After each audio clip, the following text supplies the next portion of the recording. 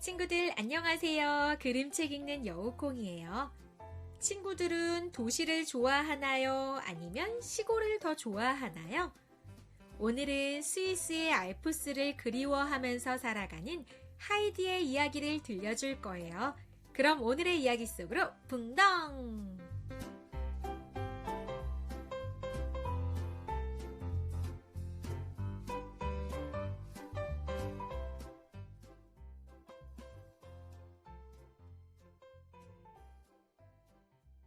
알프스의 소녀 지은이 슈피리 6월의 말개겐 어느 날이었어요. 5살쯤 된 여자아이가 한 젊은 여자의 손에 이끌려 알프스의 산길을 올라왔어요. 여자아이의 이름은 하이디였고 젊은 여자는 하이디의 이모인 데테였어요. 아버지와 어머니가 일찍 돌아가시자 하이디는 이모와 함께 살았어요. 그런데 이번에 데테 이모가 먼 곳으로 일하러 가게 되어 알프스의 오두막집에서 혼자 사시는 할아버지 댁에 하이디를 맡기러 온 거예요. 오두막집에 닫자 할아버지가 퉁명스럽게 물으셨어요. 대태, 여기는 무엇하러 왔소? 알름 할아버지는 원래 무뚝뚝하신 성격인데다 데테 이모를 못마땅하게 여겼어요. 그러나 할아버지는 하이디만은 누구보다도 사랑하셨지요. 전 프랑크푸르트로 일하러 가게 되었어요. 하이디를 좀 돌봐주세요. 데테 이모는 하이디를 떼어놓고 돌아갔어요. 하이디, 이제부터 할아버지와 함께 살자. 할아버지가 다정하게 말씀하셨어요. 하이디는 이내 양치기 소년 피터와 친해져 그가 데리고 온 새끼 염소와 함께 신나게 뛰놀았어요. 해가 지자 피터는 산에서 내려가고 하이디는 오두막집으로 돌아왔어요. 하이디, 배고프지? 어서 들어와서 이걸 먹으렴. 오두막집 안에는 식탁 앞에 의자가 하나 놓여 있었어요. 할아버지는 빵과 치즈를 내놓고 염소젖을 따라주셨어요. 할아버지, 고맙습니다. 배가 고팠던 하이디는 허겁지겁 먹었어요. 너무 빨리 먹으면 체해요. 천천히 먹으렴. 이윽고 음식을 다 먹은 하이디는 크게 하품을 했어요. 우리 하이디가 많이 졸린 모양이로구나. 어서 자거라. 할아버지는 다락방에 지프로 푹신한 침대를 만들어주셨어요. 하이디는 알프스의 빛나는 별을 바라보며 잠이 들었어요. 이튿날 아침 피터가 아침 일찍 왔어요. 하이디, 잘 잤니? 응, 피터, 안녕. 피터는 양치기를 하면서 할아버지의 염소도 맡아서 돌봐주고 있었어요. 하이디도 할아버지가 싸준 도시락을 가지고 피터를 따라갔지요. 하이디는 새끼 염소와 뛰놀거나 꽃을 꺾으며 즐겁게 지냈어요. 이윽고 산들이 저녁 노을로 빨갛게 물들었어요. 하이디는 그 아름다움에 넋을 잃었지요. 피터, 산들이 왜 저렇게 빨갛게 물들지? 하이디가 묻자 피터는 웃으면서 대답했어요. 응, 그건 말이야. 날씨가 좋은 날은 하늘이 빨개져서 그런 거야. 응, 그렇구나.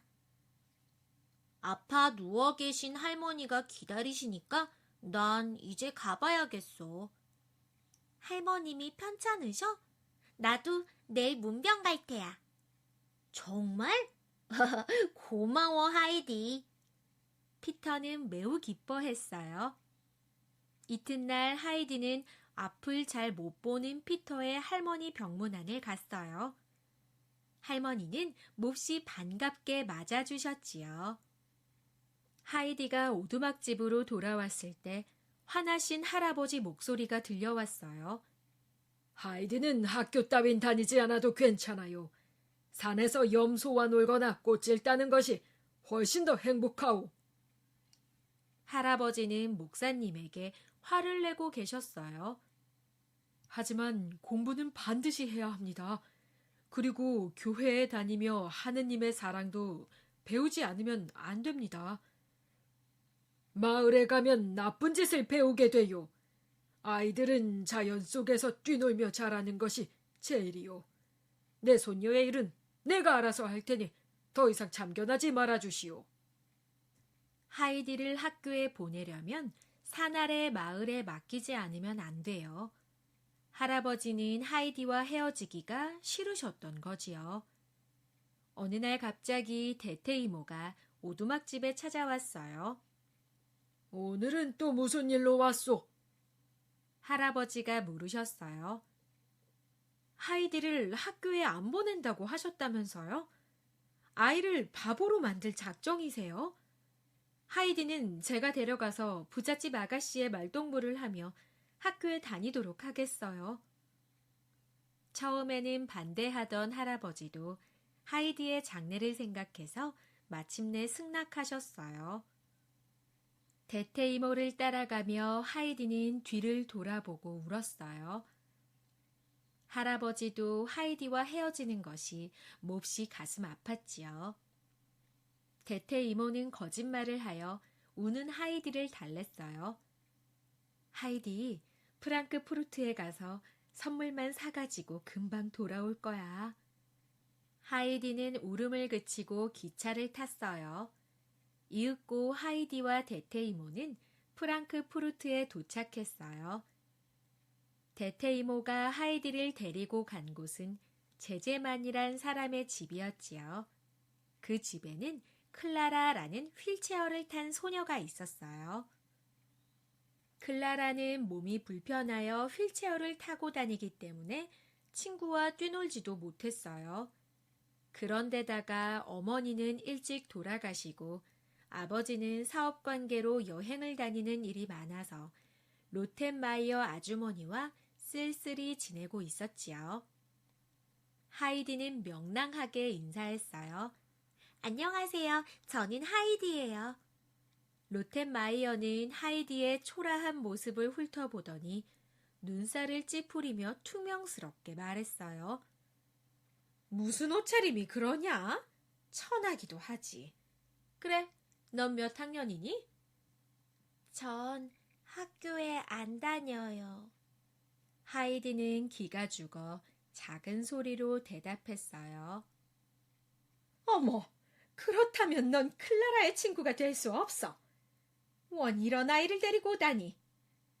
로텐마이어는 어이없다는 듯 하이디와 대퇴 이모를 번갈아 봤어요.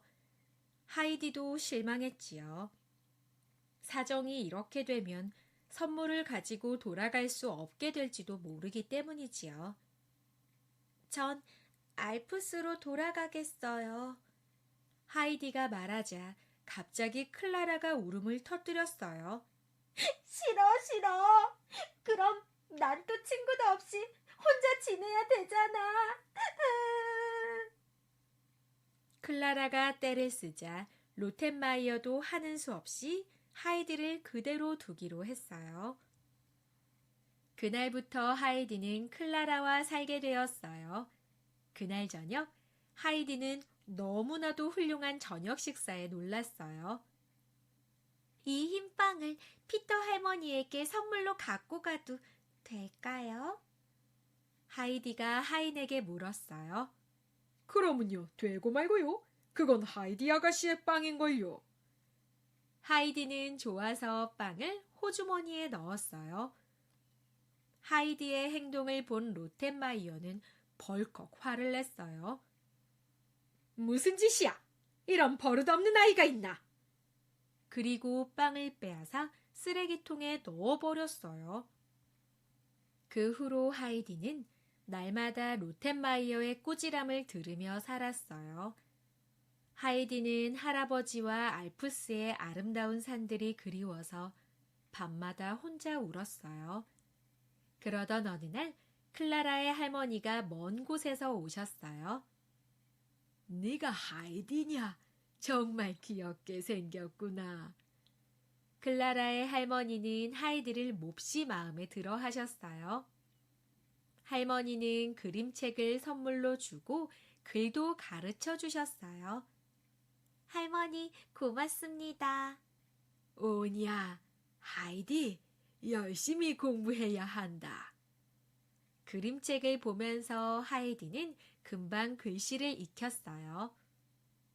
글씨를 익힌 하이디는 많은 책을 읽었어요. 빨리 알프스에 돌아가서 이 재미있는 책들을 피터 할머니에게 읽어드려야지. 하이디는 매일매일 즐거운 마음으로 열심히 공부를 했어요. 그리고 하느님께 기도드리는 것도 배웠지요. 하느님, 하루라도 빨리 알프스로 돌아갈 수 있게 해주세요. 자나깨나 하이디의 마음에는 알프스에 대한 생각뿐이었어요. 그런데 어느 날 클라라의 할머니가 할머니의 집으로 돌아가셨어요. 클라라와 하이디는 이별을 몹시 아쉬워했지요. 할머니가 가시자 하이디는 더욱 풀이 죽어 있었어요.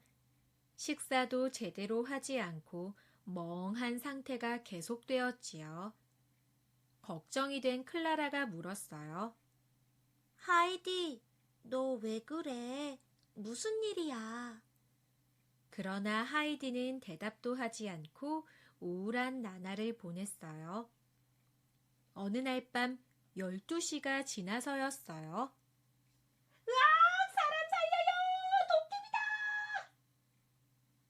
복도에서 로텐마이어의 비명이 들려왔어요. 하인이 달려가자 흰 보자기를 뒤집어 쓴 작은 괴물이 복도 모퉁이를 돌아 바람처럼 사라져버렸어요. 하인이 집안을 살펴보니 현관문이 살짝 열려 있었어요. 이상한 걸, 현관문에 분명히 잠갔는데. 그날 밤부터 집안 식구들은 무서워서 안절부절 못했어요. 이 소식을 들은 클라라의 아버지가 서둘러 돌아왔지요. 내가 왔으니 이제 안심들 하세요. 그런데 하이디의 얼굴빛이 몹시 나쁜 것을 본 클라라의 아버지는 걱정이 되었어요. 이대로 둬서는 안 되겠어. 의사를 불러야겠어. 의사가 와서 진찰했지만 별다른 이상이 없었어요. 아마 도깨비 때문에 겁먹었는지 모르겠다. 클라라의 아버지가 말했어요. 그래서 그날 밤 클라라의 아버지는 의사의 도움을 받아 도깨비를 잡기로 했어요. 이윽고 12시가 되었어요. 그때 밖에서 이상한 소리가 났어요. 두 사람은 급히 밖으로 뛰어나왔지요. 과연 흰 도깨비가 복도를 걸어가고 있었어요.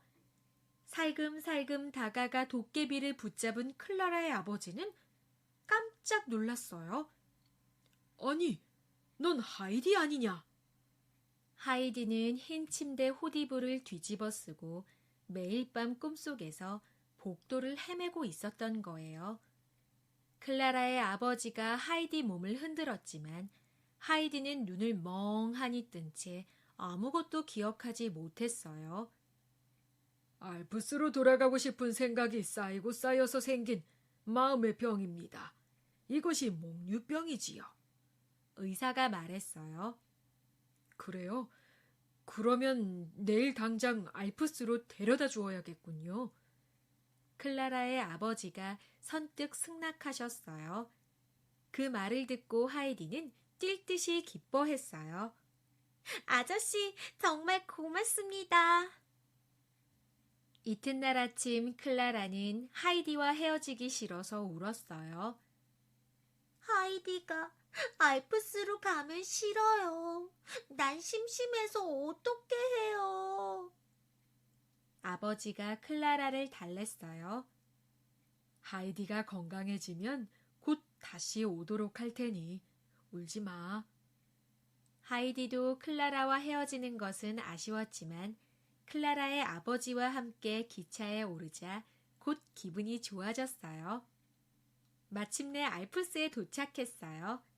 할아버지, 제가 왔어요. 오, 하이디! 두 사람은 끌어안고 반가움의 눈물을 흘렸지요. 하이디는 피터와 할머니에게 선물을 가지고 갔어요. 그리고 할머니에게는 재미있는 책을 읽어드렸지요. 그리던 알프스에 돌아온 하이디는 피터와 새끼 염소와 함께 산과 들을 마음껏 뛰어다니며 즐겁게 놀았어요. 피터, 이 꽃 좀 봐. 어쩌면 이렇게 예쁠까? 저 골짜기엔 더 예쁜 꽃이 있어. 그리 가자. 그래, 하하, 신나. 하이디는 이제 완전히 건강을 되찾았어요. 그러던 어느 날 클라라가 하이디에게 편지를 보내왔어요. 편지 내용은 클라라가 알프스에 온다는 것이었지요. 며칠 후 클라라가 할머니와 함께 알프스의 오두막집에 왔어요. 하이디, 보고 싶었어. 두 소녀는 반갑게 끌어안았어요. 하이디는 클라라의 휠체어를 밀며 여기저기를 구경시켜 주었어요. 클라라는 아름다운 모습에 계속 입을 다물지 못했어요. 그런데 클라라 때문에 하이디와 놀지 못하게 된 피터는 심술이 났어요. 피터는 클라라가 꽃밭에 내려앉아 노는 사이 휠체어를 골짜기 밑으로 밀어 떨어뜨렸어요. 클라라는 휠체어가 없어서 꼼짝을 할 수가 없었어요. 피터는 곧 자기 잘못을 뉘우쳤지요. 그러나 하이디는 너무 화가 나서 피터를 용서할 수 없었어요. 난 내가 그렇게 나쁜 아이인 줄 몰랐어. 이제 너하고는 말도 안 할 거야.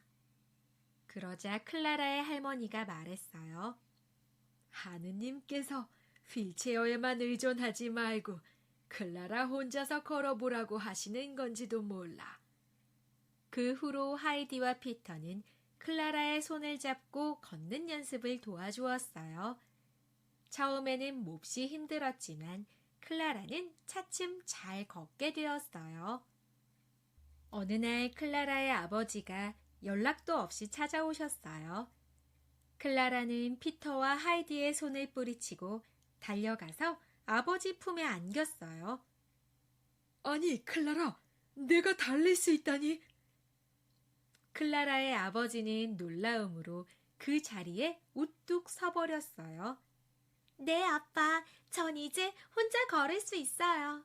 이건 모두 하이디와 피터, 그리고 알프스의 맑은 공기 덕분이에요.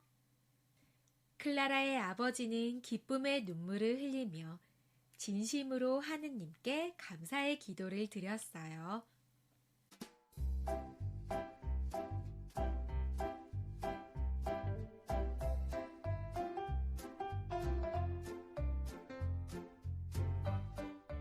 오늘의 이야기 잘 들었나요?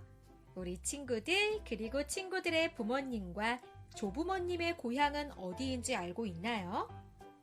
이야기를 다 듣고 나서 부모님께 부모님과 조부모님의 고향 이야기를 들어보세요.